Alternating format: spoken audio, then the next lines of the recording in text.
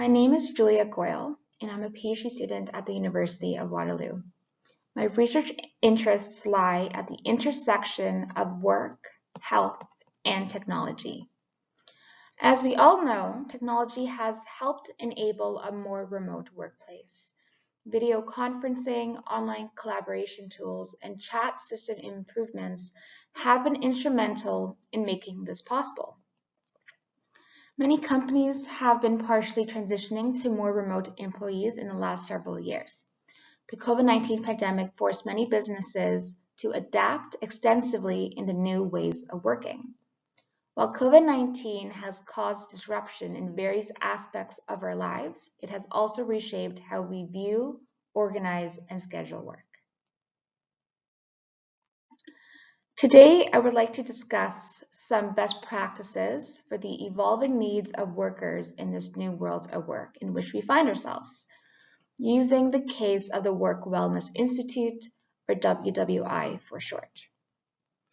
WWI has a clear mandate: safe, healthy, and inclusive workplaces for all. Aligned with this mandate since its inception in 1985, WWI has been a committed Canadian applied health center, both conducting and supporting research that promotes supportive workplace health practices. In particular, WWI has introduced mandatory GBA Plus training, access to EDI workshops as part of professional development, 4-day work weeks. So for example, WWI instated a 4-day work week for the month of May 2021, recognizing the work and mental health load of employees at the end of the project year. The result on employee mental health and well-being was quite significant. WWI has also introduced weekly virtual social lunch hours. Policies and procedures are needed to appropriately accommodate remote and flexible ways of working. WWI's policies include a competitive paid vacation package, bereavement, and compassionate and personal care. Specifically, the health and wellness package supports employees to have the flexibility and peace of mind to take paid time for appointments, family, and sick leave. Its benefits package has evolved to include an employee assistance program, short and long-term disability, and a health spending account. With these policies and procedures in place prior to the pandemic, WWI did not have to make many adjustments to accommodate the new demands of the post-COVID workplace. Remote working has allowed WWI to include a pan-Canadian work team. Home was also treated like the workplace. Efforts were made by management to ensure that the necessary supports were in place. These included sit-to-stand desks and other ergonomic changes as needed to create office space at home. WWI also paid for a portion of internet expenses.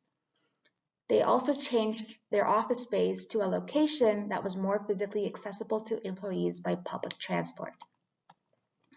Adapting these very flexible approaches to work have translated to positive work and wellness outcomes for the organization, as evidenced by lower rates of workers leaving WWI than most other organizations. This organization puts a great deal of effort in creating an environment that is equal opportunity with the different needs and demands of their diverse employees in mind. As a true equal opportunity employer, it's not about a checkbox, and it's not about doing things in the office to keep and maintain the workforce, but rather situating employees in a place where they can succeed, getting employees into a state where they can meaningfully contribute with a lot of energy and time spent towards professional development, both professionally and as it pertains to their role.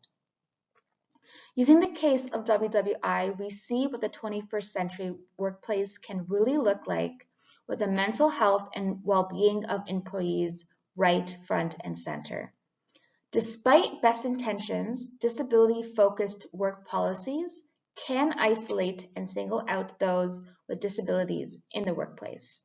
Instead, workplace interventions can be introduced with the intention of reducing barriers, not just for a subset of the worker population with a specialized need of supports, but rather reducing barriers for everyone and changing the workplace such that the effect is felt by everyone.